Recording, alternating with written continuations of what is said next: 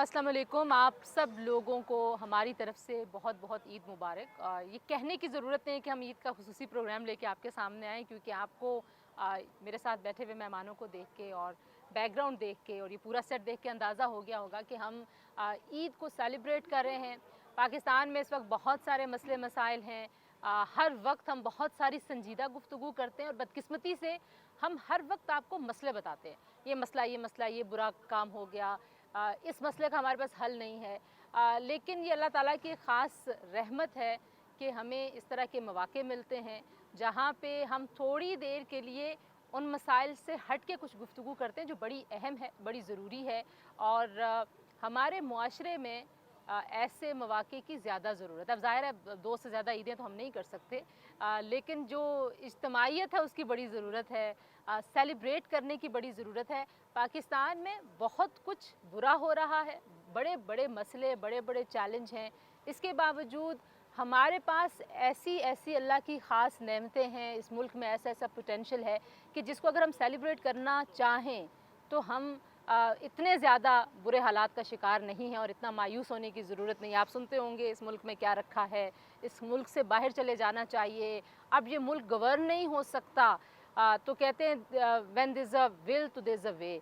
तो इसी नोट के साथ मैं अपने मेहमानों से आपका तारुफ़ कराती हूँ। कहा मैंने यही है कि हमने संजीदा गुफ्तगू नहीं करनी। आपको मेरे इंट्रो से भी ये लगेगा कि शायद मैं कुछ संजीदा गुफ्तगू करने वाली हूँ, नहीं। हम वो जो चीज़ें सेलिब्रेट करने की बात कर रहे हैं उनका ज़िक्र ज़रूर करेंगे, लेकिन इन मेहमानों से पूछेंगे कि अपनी अपनी फ़ील्ड्स में कैसे कैसे चैलेंज इनको दरपेश आते हैं और कैसे ओवरकम करते हैं। क्योंकि जब आप दूसरों के तजुर्बात से कुछ सीखने की कोशिश करें तो आप यकीन करें कि वो सबसे बेहतर तरीका होता है सीखने का। किताब आपको सिखाती है, लोगों के तजुर्बात आपको ज़्यादा सिखाते हैं। तो मेरे साथ मौजूद हैं जी आमना शेख साहिबा, पाकिस्तान मुस्लिम लीग नवाज़ से इनका ताल्लुक़ है। यंग पॉलिटिकल लोग जो बहुत वैल्यू ऐड करते हैं, शायद हमें अंदाज़ा नहीं है। सो पाकिस्तान मुस्लिम लीग नवाज़ का जो लीगल फ्रेमिंग का काम है, जितने लेजिस्लेशन वो करना चाहते हैं, जो उन्होंने कभी जो उनकी अप्रोच है कानून साजी के हवाले से, उसमें Amna has been playing very very important role. तो Amna, thank you very much. आपको बहुत सारी हमारी तरफ से ईद की मुबारकबाद। थैंक यू जी, बहुत शुक्रिया। Thank you for having me और आपको भी बहुत ईद मुबारक। Thank you. हमारे साथ मौजूद हैं किसी तारुफ़ के मोहताज नहीं, ये एक बड़ा क्लीशे सा जुमला लगता है, लेकिन ये एक्चुअली किसी तारुफ़ के मोहताज नहीं हैं। हरफ़न मौला मैं इनको कहती हूँ। इनसे आप बरजस्तगी की बात करें, आप इनसे कोई तंज़ो मज़ाक की गुफ्तगू करें, ये उस लहर में भी चले जाते हैं, उस बहर में आपको ले जाते हैं। और आप इनसे संजीदा गुफ्तगू करें, ये उस बहर में आपको ले जाते हैं। बहुत खूबसूरत लिखते हैं, उससे कहीं खूबसूरत बोलते हैं। हमने इनके साथ मैंने काम भी किया एज़ कुलीग, इनसे हमेशा मैं सीखती भी हूँ। अमार मसूद साहब, अस्सलाम वालेकुम, ईद मुबारक। ईद मुबारक। आपके लिए तो देखिए हमने कितना ईद का एहतमाम किया है ना। अब आज आप ये वाहिद वो प्लेटफॉर्म है कि जहाँ पे मतलब जेंडर जो है वो ख़वातीन की जो एम्पावरमेंट है वो हम साबित करें अमली तौर पर। नहीं वो बिल्कुल होना चाहिए, लेकिन आपने, मुझे यूँ लगता है आपके ऊपर अभी मुस्बत रिपोर्टिंग का दौर है। इस तरह की आपने गुफ्तगू की, मुझे यूँ लगता था जैसे आप इंट्रो ख़त्म करेंगी, यहाँ से शादियाने बजने शुरू हो जाएंगे, रक्स करने वालों की टोलियाँ आना शुरू वो हो मिले नहीं जाएंगी। मुझे। हाँ, लेकिन इंट्रो आपने आपको कम से आपको कम। पता है वो आजकल वो कहते हैं महंगाई बहुत है, तो वो बेचारे आए नहीं। उनकी उनकी बात भी करेंगे, जो मनफी रिपोर्टिंग वाले उनका जिक्र भी करेंगे। जी हमारे साथ मौजूद हैं बहुत ही हमारी खूबसूरत कलीग, मोटिवेशनल स्पीकर हैं। आप इनको मुख्तलिफ चैनल्स पे देखते हैं, बहुत अच्छी होस्ट हैं सोनिया लोधी साहिबा। और सोनिया के साथ मौजूद हैं बतूल राजपूत, पाकिस्तान की बड़ी सेलिब्रेटेड टीवी एंकर हैं, मेरी बहुत अच्छी दोस्त हैं। आप दोनों को ईद मुबारक। अच्छा, ख़वातीन को तो ये कहना बहुत ज़रूरत है कि आप बहुत प्यारी लग रही हैं, आप बहुत प्यारी लग रही हैं। आमना, आप भी बहुत प्यारी लग रही हैं। अमार साहब, आप सबसे ज़्यादा प्यारे लग रहे हैं। लेकिन मैं आपको ये बात बताऊँ, मैंने आपसे फ़ोन पे भी बात की कि आप माशाल्लाह 4 खुश शक्ल ख़वातीन के साथ मुझे क्यों बुला रहे हैं, लेकिन मैं ये समझता हूँ कि मेरे लिए बड़ी इज़्ज़त की बात है कि आप चारों लोगों का असल हुनर खुश शक्ल होना बहुत अच्छी बात है, असल हुनर खुश शक्ल होना नहीं है। मुझे बहुत फ़ख्र है कि मैं आज पाकिस्तान की 4 बहुत ज़हीन ख़वातीन के साथ थैंक यू सो प्रोग्राम कर रहा हूँ। मच। बस आपने तो मेला लूट लिया ना। आपने तो हमारा दिल जो है वो पहले जीता हुआ दिल है, मज़ीद आपने जीत लिया है। अच्छा, ये एक बड़ा रूटीन का जुमला होता है कि आप ईद कैसे मनाते हैं, तो मैं ये नहीं पूछूंगी ना, ये पूछूंगी कि आप क्या पकाती हैं और आपको क्या पकाना आता है। मेरे से पूछिए। आपसे मैं पूछूं ये? आपसे मैं ज़रूर पूछूंगी, ताकि आप हमें दावत पे बुलाएं, अगले अगले ईद पे फिर हम आएँ, आपके हाथ का बना कुछ खाएं। आप ना, सियासत ख़वातीन के लिए बड़ा मुश्किल सा काम है। क्या मिस करती हैं आम खातून जो इस तरह के किसी चैलेंजिंग शोबे में नहीं है? जब आप उसको देखती हैं तो कुछ लगता है कि भाई मैं किस ज़्यादा मुश्किल में हूँ? आई थिंक काफ़ी सारी चीज़ें हैं, क्योंकि ख़ास तौर पे पाकिस्तान में और ज़्यादा हमने बहुत ज़्यादा डिस्क्रिमिनेशन क्रिएट की हुई है। कुछ शोबे हैं, इत्तेफाक से मेरी दोनों professions, I am also a lawyer, तो लॉ भी जो है वो एक मेल डोमिनेटेड फील्ड है, और पॉलिटिक्स भी। और मुझे लगता है कि ख़वातीन के लिए इतनी जगह नहीं है यहाँ पे, और जितनी स्क्रूटनी का सामना ख़वातीन को करना पड़ता है अनफॉर्चुनेटली, आदमियों के लिए बिल्कुल भी वैसा नहीं है। सो आई थिंक कि सबसे बड़ा चैलेंज जो ये है कि आपकी पर्सनल लाइफ बहुत ज़्यादा इफ़ेक्ट हो जाती है। मतलब मुझे लगता है कि इट्स बीन 10 इयर्स, मैं हर चीज़ जो कर रही होती हूँ उसके बारे में मुझे पहले ये सोचना पड़ता है कि पार्टी वालों को कैसा लगेगा, हल्के वालों को कैसा लगेगा, बैकलैश कितना आएगा। So I think you have to sacrifice your freedom, that's the biggest मेरे ख्याल चैलेंज। है वो तो पाकिस्तान जैसे मुआशरे में रहते हुए हर चीज़ के लिए करना पड़ता है। बिल्कुल ठीक बात है, लेकिन अब आपका मैं करियर सोचूं कम मैंने से कम, ज़िंदगी में क्या फ़ैसले किए, मुझे लगता है सब लोगों के लिए किए। माँ आप बाप क्या कहेंगे, रिश्तेदार क्या कहेंगे। बिल्कुल ठीक कह रही हैं, पर आई थिंक जो डिफरेंस है पॉलिटिक्स में और बाकी प्रोफेशंस में वो ये है कि बाकी प्रोफेशंस में शायद लोग सिर्फ कहने की हद तक आपको इफेक्ट कर सकते हैं, आपका करियर उस पर डिपेंड नहीं करता। बट क्योंकि politics is a people's profession, so लोगों का आपके बारे में क्या इमेज है, वो चाहे विद इन पार्टी हो चाहे वो आउटसाइड पार्टी हो, दैट डिटर्मिन्स योर करियर बिल्कुल पाथ। ठीक बात है। अमार साहब, वो मैं अक्सर लोगों को बताती हूँ कि हम ख़वातीन को पता है आप कि हुस्न, नज़ाकत, फ़ैशन, ये ज़ाहिर है, मैं ये नहीं कहती कि हमारा हक़ है इस पे, मर्दों का भी उतना ही हक़ है, लेकिन हमारे साथ स्टीरियोटाइप से ये सारी चीज़ें। तो हम जब कहीं जाते हैं तो ख्वाहिश होती है ना, as a journalist and as a woman, कि मुझे कोई कहे जोड़ा बहुत अच्छा है, कहाँ से लिया, बाल अच्छे हैं, तो लोग पूछें इमरान खान का क्या बनेगा, नवाज शरीफ का क्या बनेगा, and they don't talk any normal जो कॉन्वर्सेशन होती है एक आम आदमी की कॉन्वर्सेशन। आपके साथ भी ये होता है? आप इतने, बिकॉज आपने देखे शायरी के प्रोग्राम, अदब के प्रोग्राम, लेकिन जो आपका कॉलम हमेशा से रहा वो हार्ड कोर पोलिटिकल कॉलम था, तो कोई गुफ्तगू और भी करता है कि आजकल आप कैसा महसूस करते हैं? नहीं नहीं, अब ऐसी गुफ्तगू हमसे थोड़ी करते हैं कि इमरान खान कैसे हैं या नवाज शरीफ कैसे हैं। हमसे और तरह के सवाल होते हैं, लिफाफा मिला कि नहीं मिला, किसने कोई आमों की पेटी भेजी, फलों का टोकरा भेजा। तो वो एक लिखने यार वालों वैसे के, कभी लिफाफा मिला? यार मेरी बड़ी ख्वाहिश है, आज तक नहीं मिला। मैं बड़ा सोचता हूँ और ड्रीम करता हूँ कि कोई वक्त आएगा, कोई डॉलरों का ब्रीफकेस लेके मेरे घर में आएगा, लेकिन अभी तक ऐसा वाक़या नहीं हुआ। बतूल, आप भी कुछ अरसा स्क्रीन से गायब थी, बहुत अरसा। फिर आप स्क्रीन पे वापस बहुत आई, अच्छा। फिर हमने आपकी एक ज़बरदस्त किस्म की एक लड़ाई और वो देखा। तो मुश्किल होता है, एक्सपेक्ट करी होती है कि कहीं जाएंगे लड़ना शुरू हो जाएंगे, अचानक से कोई हमारे से कोई बंद कर देगा, मुझे कुछ हो जाएगा ऐसा? लड़ाई वो होती है जो दोनों तरफ से होती है, वो एक तरफ से थी तो उसको गिला कह सकते हैं, क्योंकि मुझे लगता है कि मैं इतनी प्रोफेशनल ज़रूर हूँ कि मैं ऑफ द रिकॉर्ड या ऑन द रिकॉर्ड प्रोफेशनली अपने नर्व्स पे कंट्रोल कर सकूँ। वैसे तो मैं पंजाबी हूँ और मेरा टेम्परामेंट भी पंजाबियों वाला है और राजपूत भी हूँ, पर when it comes to work तो फिर हम वही वैसे ही बिहेव करते हैं जैसे हमें सिखाया गया। तो वो सिर्फ एक गिला था और मुझे लगता है वो गिला दूर हो गया होगा अब तक, मुझे उम्मीद है। लेकिन यार बिल्कुल ऐसा नहीं है कि जाएंगे तो लड़ाई होगी। मैं एक जगह थी, मैंने ये बताया कि सिचुएशंस तो बहुत सारी हुई हैं कैमरा के ऊपर, कैमरा के पीछे, लेकिन एक दफ़ा मैं जुल्फ़िकार मिर्ज़ा को इंटरव्यू करी थी तो उन्होंने, हमारा इतना ही डिस्टेंस था तो लिटरली मेरी गोद से पेपर्स उठा के यूं कर दिए कि दिखाओ इनमें लिखा क्या हुआ। और मुझे याद है कि मैं तब लिटरली नर्वस हो गई थी कि, लेकिन मैंने अपना प्रोग्राम नहीं रोका था। तो अगर मैं चाहती तो मैं ये भी कि उसको, जो हमारा एक रवैया है कि आपने क्यों करीब आके क्यों मेरे पेपर्स उठाए, आप ये नहीं कर सकते थे, एथिकली मेरा राइट नहीं करना चाहिए था, लेकिन मैंने I did not let my gender disturb my job. अच्छा, कभी ये हुआ, बहुत सारे लोग कहते हैं आपको मॉर्निंग शो क्यों नहीं कर लेती हैं? हाँ, मुझे ये क्या आप बोर लोगों से, ये आमना शेख जैसे लोगों से क्या आप फजूल सवाल यार करते मुझे याद रहते है हैं? मैं जब खबरें हमने आप पढ़ना सोनिया शुरू से की, क्यों नहीं बात करते कि साड़ी कहाँ से ली, ऐसी गुफ्तगू? हाँ मुझे याद है वो हमारी शक्ल पे बहुत लोग चले जाते हैं, सीरियसली नहीं लेते आपको। मैं I was 22 when I joined याबाई news as a news anchor. हम कराची में होते थे तो खबरें पढ़ते थे, कहीं ना कहीं से तो शुरू करना था, तो मुझे खबरें पढ़ना बहुत बोर होती थी मैं खबरें पढ़ के। तो मेरे प्रोड्यूसर ने कहा तुम इंटरेस्टेड भी नहीं हो तो कुछ और। मैंने कहा यार कोई रिपोर्टिंग बोलेंगे या कहेंगे डॉक्यूमेंट्री पे काम करते हैं या कहीं आउटडोर जा रहे हैं। अगले दिन उन्होंने मुझे एक बहुत बड़े जो it was one of the biggest channels, in fact the biggest channel, उसके प्रोड्यूसर से मिलवा दिया। मुझे पता ना, मुझे मॉर्निंग शो का नाम आता है ना मुझे प्रोड्यूसर का पता था। He was very famous but I didn't know him क्योंकि हमारी फील्ड से नहीं था। तो उसने कहा जी आप you are perfect for the job, अब आप मुझे म्यूज़िक के बारे में अपनी राय दें। तो मैंने कहा अच्छा क्यों दूं मैं आपको अपनी राय म्यूज़िक के बारे में। अच्छा मुझे नहीं पता था कि वो मुझे as a morning show host जज कर रहा है। तो उसने कहा ये तो पागल है, कौन है, इसको नहीं, ये मॉर्निंग शो नहीं कर सकती। तो मैंने कहा यार मैं बिला वजह नहीं मुस्कुरा सकती, मुझे नहीं, अगर मुझे इस जगह से उस दूसरी जगह उछल के नहीं जाना तो मुझे नहीं जाना। लेकिन जिस तरह का काम आप लोग करवाना चाह रहे हैं वो मेरे नेचर के बिल्कुल अगेंस्ट है। आप गुब्बारे ना फुला सकती हैं ऑन एयर, ना बिल्कुल।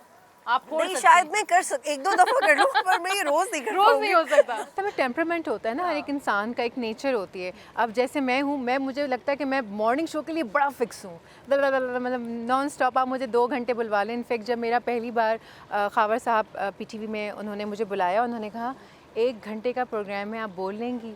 मुझे हंसी आई। सर आप पहले मुझे बोलने का मौका दें, उसके बाद आप देखें। तो वहीं बैठे बैठे मेरे 3 घंटे नॉन स्टॉप मैं बोल रही। तो उन्होंने कहा कि आपसे तो मॉर्निंग शो ही करवाना चाहिए, हम गलत आपको आईआर दे रहे हैं। बट ये कि it went so well. But मैं समझती हूँ कि हर एक बंदे का अपना एक नेचर होता है। अब जैसे इनसे अगर आप कहें मॉर्निंग शो के लिए तो वो शायद नहीं कर सकेंगी, लेकिन अगर कोई करंट अफेयर्स का शो होगा तो वो उसके ऊपर बहुत बैठेंगी, क्योंकि वो नेचर है, लोग आपको नेचर है ना। कर लेते हैं। आपको जरूरी नहीं कि अगर कोई बंदी गुड लुकिंग है तो वो मॉडलिंग ही करना चाहती है। आई थिंक या अगर सीट के अलावा एक और जो बड़ा मेजर इशू है ना कि हमने जेंडर स्टीरियोटाइप बहुत किया हुआ है यहाँ पे प्रोफेशंस को। मतलब जिस तरह जॉब है तो मेल्स ही करेंगे। एग्जैक्टली मतलब हमें लगता है कि if it's political law related कोई भी सीरियस काम है तो वो उनके लिए, और औरतें बस मोर लाइक शो पीस वाली जॉब्स के लिए हैं। So I think which is very wrong. All professions should be equally Tanzeera, sorry to respected. Cut you but let me add this, पिछले कुछ साल पहले तक किसी Pakistan, and I think I am claiming it and this is truth, कुछ साल पहले तक अमार मसूद साहब किसी पाकिस्तान की फीमेल जर्नलिस्ट का तज्जिए की भी उतनी अहमियत नहीं होती थी हमारे मुल्क में। That is true. हमारे मुल्क में मेरा ख्याल है 2-3-4 साल पहले तक किसी खातून जर्नलिस्ट के तज्जिए की भी अहमियत नहीं होती थी। तो आप यहाँ से अंदाजा करें। अब शुरू हो अब गया। शुरू हो क्या आप ब्रेक ले लेंगे? मैं ब्रेक ले लूँ, ब्रेक से वापस आती हूँ। अच्छा एक और चीज़ जो मैंने इस इन अहम तमाम लड़ाई में मैंने कुछ अपना हाँ, हिस्सा डाला। इस ये जो हुकूक की लड़ाई है ख़वातीन की, जहाँ पे 4 ख़वातीन हैं, एक अकेले अमार मसूद हैं, उन्होंने इस लड़ाई में अपना हिस्सा डालना है। ब्रेक के बाद वापस आते हैं, कुछ और गपशप करेंगे अपने मेहमानों के साथ। देखते रहिए news today with Tanzila Mazhar.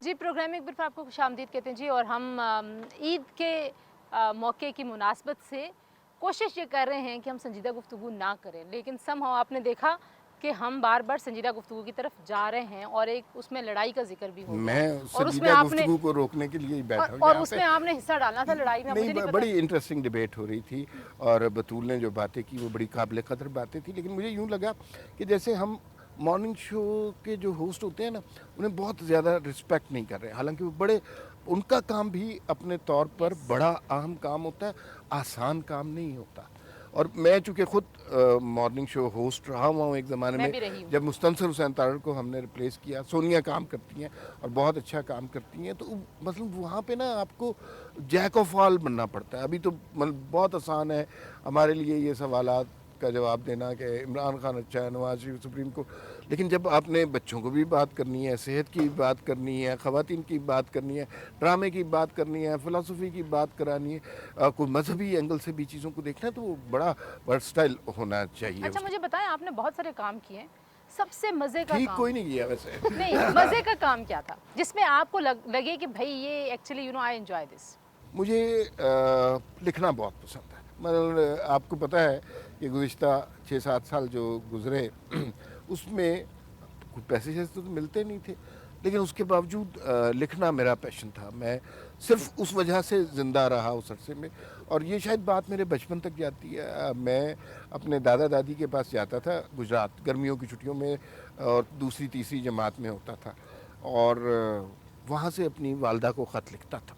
अच्छा, ख़त ऐसे नहीं कि मतलब अम्मी का क्या हाल है, मैं 20-20 सफ़े के ख़त लिखता था। अच्छा। और उसमें लाइफ एंड डेथ और इस तरह की फिलॉसफीज मंजर दूसरी कशी तीसरी होती जमात थी। में लिखता था। तो वो मेरी वालदा ने बड़े संभाल के रखे हुए थे ख़त उस ज़माने से, यानी वो मेरे अंदर था कि मुझे लिखना ज़रूर था। और मेरे ख्याल में इससे ज़्यादा खूबसूरत एक्टिविटी और कोई नहीं होती, सारा कथारसिस हो जाता। सोनिया, आप भी ज़ाहिर है मोटिवेशनल स्पीकिंग भी है, इवेंट्स भी हैं, किस चीज़ में ज़्यादा मज़ा आता है? मुझे हर चीज़ में ज़्यादा मज़ा आता है। सब मैं हर चीज़ बहुत एंजॉय करके करती हूँ।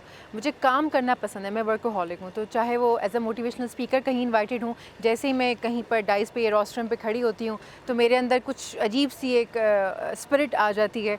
मुझे टॉपिक मिल जाए, बस उस पे बोलना है, तो वो मुझे अच्छा लगता है। और मुझे लगता है कि अल्लाह ताला ने जितनी सलाहियतों से इंसान को नवाजा हुआ है, हमें खुद भी नहीं पता। हाँ। तो अगर आप उसको कभी-कभी आपको कोई एक्सप्लोर चैलेंज करें, मिले तो फिर आपको पता चलता है। एग्जैक्टली, जब आप अपने आप को एक्सप्लोर करते जाते हैं ना, तो इंसान को बड़ी खुशी होती है कि अच्छा आप ये भी कर सकते हैं, अच्छा आप ये भी कर सकते हैं, और हमें पता नहीं होता है। ऐसे ही मैं आपको बताऊं, शेफ़ गुलजार साहब हैं, उनके लाइव शो में मैं थी।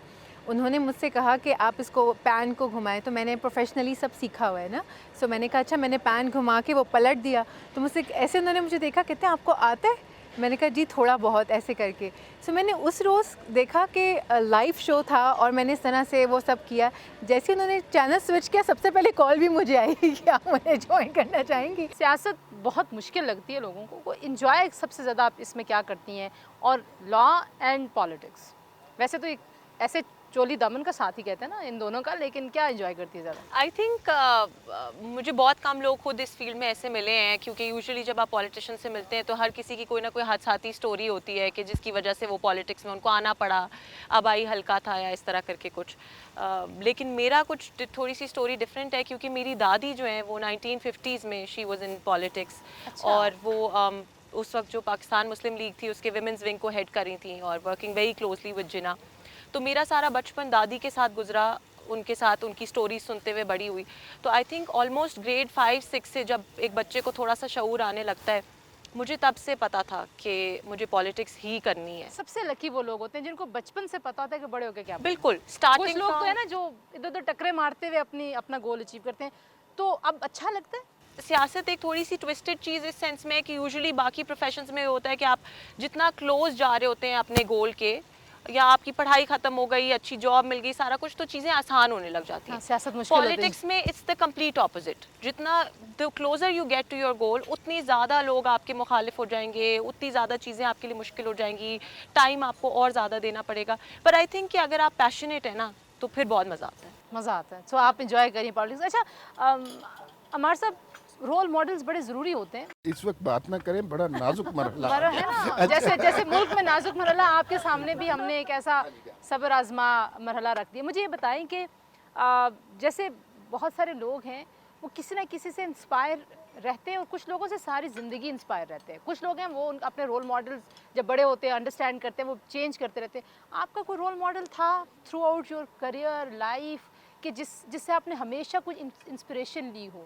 मुझे हमेशा से ना अच्छे राइटर्स इम्प्रेस करते हैं और मेरे लिए बड़ी सोर्स ऑफ इंस्पिरेशन होते हैं। लेकिन ग्रेजुअली जो मेरे पसंदीदा लोग थे उसमें तब्दीली आती गई। लेकिन मुझे अच्छी तहरीर, अच्छा कहा हुआ जुमला, अच्छा बुनत के साथ बुना हुआ जुमला मुझे बहुत इंस्पायर। चलें जी, हम ज़रा मीठा खाने की कोशिश करते हैं। आप एक ब्रेक लें और आप भी मीठा कोशिश खाएं। कामयाब कोशिश और ये कोशिश इंशाल्लाह कामयाब होगी। वापस आएंगे, कुछ मज़ीद गपशप करेंगे अपने मेहमानों के साथ। देखते रहिए प्राइम न्यूज़ टुडे।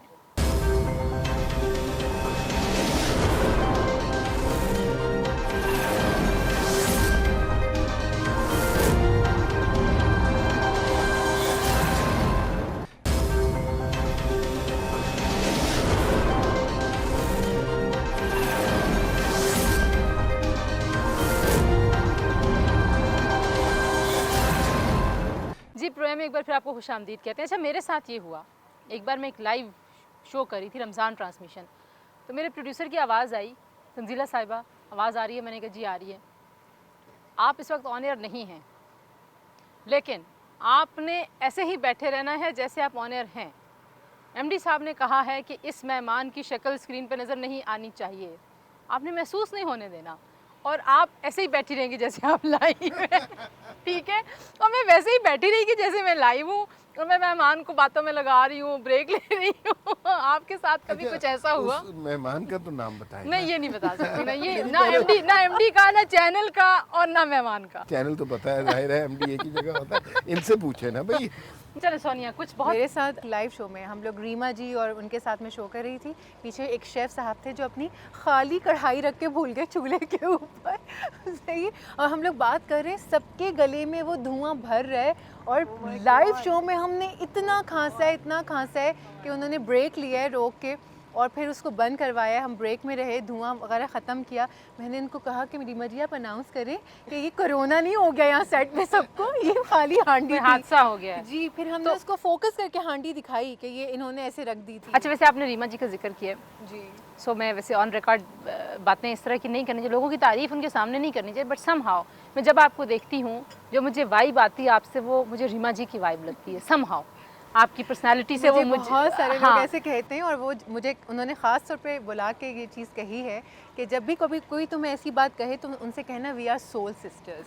नाइस। और she is such a nice person आप- माशाल्लाह से। मेरी मुलाकात है रीमा जी से 2-3 बार, और वाकई बहुत खूबसूरत खातून है जी। आपके साथ भी कोई ऐसा वाकया हुआ कि आपने कहा हो कि यार ये मैं लाइव प्रोग्राम में हूँ, ये क्या हो रहा है? कोई हैंडल इस तरह की सिचुएशन करनी पड़ गई हो? लाइव एक दफ़ा हुआ था, ऑफ द रिकॉर्ड तो दर्जनों दफ़ा हो चुका है, लेकिन लाइव एक दफ़ा हुआ था। आपकी पार्टी के एक साहब थे, तो उन्हें मेरा सवाल बुरा लग गया।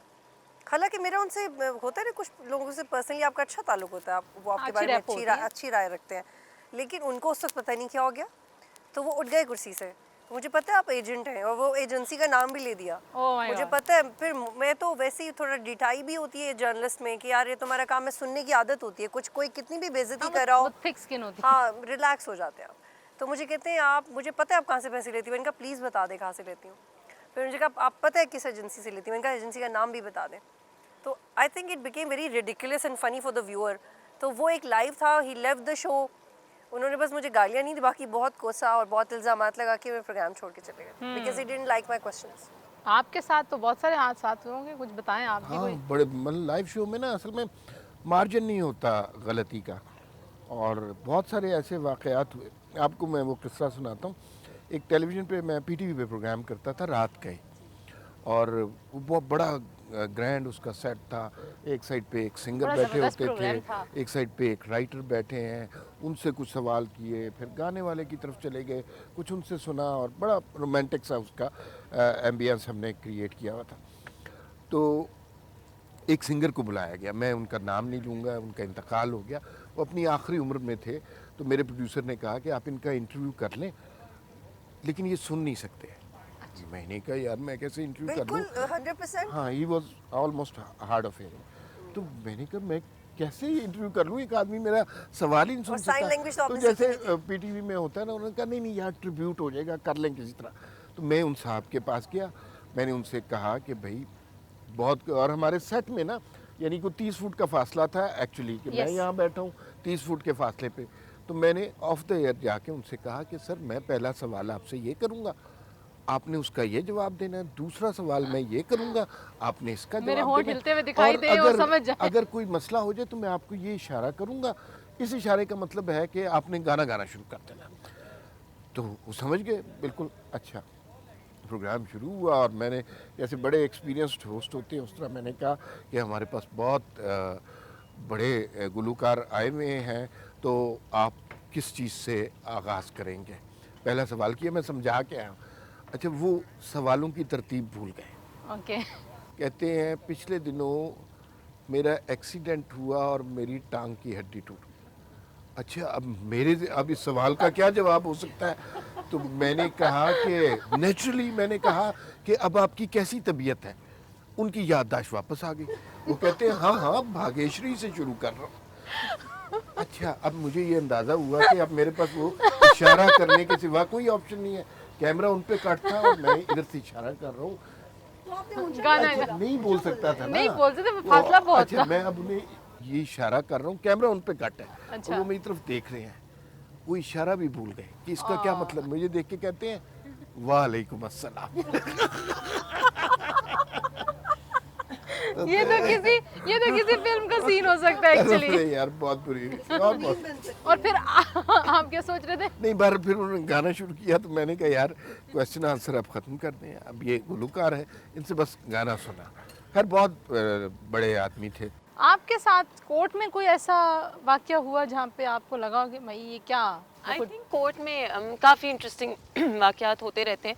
सबसे पहले तो एक जो चीज़ हुई थी जब मैंने शुरू में प्रैक्टिस शुरू की थी, तो सुप्रीम कोर्ट में एक केस था, अकरम शेख साहब उसमें लीड काउंसिल थे, मैं उनको असिस्ट कर रही थी, तो मैं कोर्ट पहुंची, मेरा पहला दूसरा हफ्ता था सुप्रीम कोर्ट का।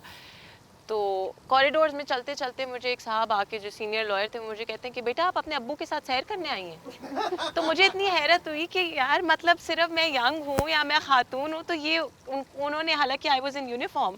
और फिर ऐसी एक चीज़ दोबारा भी कोर्ट में हुई। ये तो कुछ अरसे पहले की बात है, अब I have my own law firm, ये 11 साल की प्रैक्टिस हो गई अल्हम्दुलिल्लाह।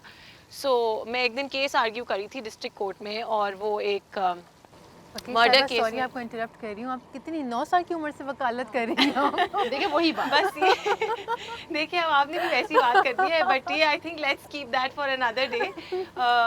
मैं एक क्रिमिनल केस के अंदर बेल एप्लीकेशन आर्ग्यू कर रही थी, और जज साहब सुन रहे थे मुझे। और इतनी देर में मेरे ऑफिस में इंटर्न है, वो आए, जिस तरह असिस्ट कर रहे होते सीनियर काउंसिल को, तो वो कुछ फाइल्स वगैरह और डॉक्यूमेंट्स लेकर आए। तो अब वो बड़ा यंग सा एक लड़का था, हमारे साथ इंटर्नशिप कर रहा था, he was in his 3rd year of LLB। लेकिन अब आपको पता है कि आदमी थोड़े ऊंचे लंबे और इस तरह करके होते हैं। तो जैसे ही वो आया, हमारा जो इंटर्न था, उसने आके मुझे फाइल वगैरह पकड़ाई, तो जज साहब कहते हैं चलिए मैडम अब लीड काउंसिल आ गए, आप साइड पे हो जाएं, इनको आर्ग्यू करने दें।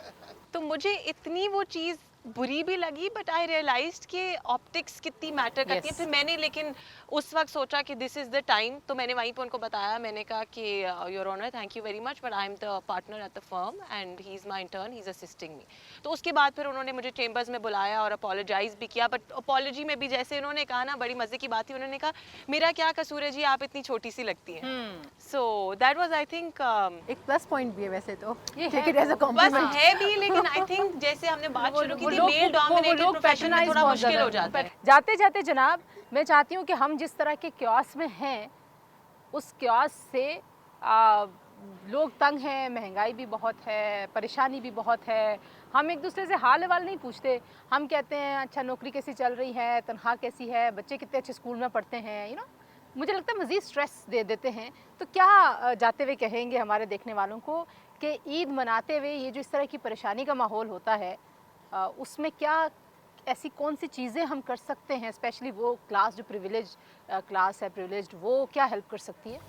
मेरे ख्याल में ना, देखिए हम लोगों के लिए बेहतर सोच सकते हैं, इस सोसाइटी के बारे में खुशगुमान हो सकते हैं, बेहतर तवक्कुआत रख सकते हैं। जैसे आज के इस प्रोग्राम से अगर मैं कुछ अच्छी तवक्कुआत रखना, और मैं और आप बहुत अरसे से प्रोग्राम कर रहे हैं, ईद के भी बहुत शोज़ किए, इन लोगों के साथ पहली दफ़ा कर रहा हूँ, लेकिन अब 4-5 साल के बाद मेरी ख्वाहिश क्या होगी, एक तो इस सोसाइटी के हवाले से कि हमें से शिद्दत ख़त्म हो जाए, हम इतने मुतशद्दिद लोग ना रहें, इख्तलाफ को इख्तलाफ समझें, लेकिन आज के पार्टिसिपेंट्स के हवाले से मेरी ख्वाहिश होगी कि आप जो है ना किसी बड़े चैनल की MD लगी हो, एंड यू डिज़र्व इट।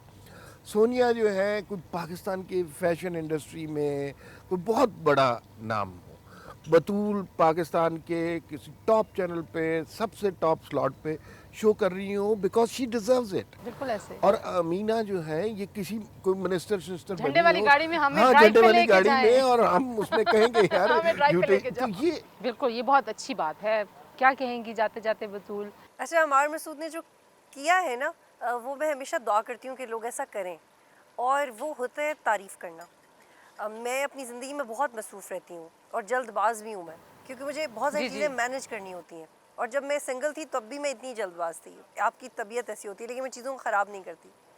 तो जल्दबाजी में आप गलती भी करते हैं, लेकिन मैं जितनी भी जल्दबाज रही, मुझे हमेशा याद रहता था कि अगर कोई अच्छा कर रहा है उसको रोक के कहो कि वो अच्छा कर रहा है। क्योंकि मुझे बहुत कम लोगों ने कहा ज़िंदगी में रोक के, आप अपनी धुन में होते हैं, अपनी गलतियाँ कर रहे होते हैं, लेकिन कोई आपको रोक के नहीं कहता कि आप अच्छा कर रहे हैं।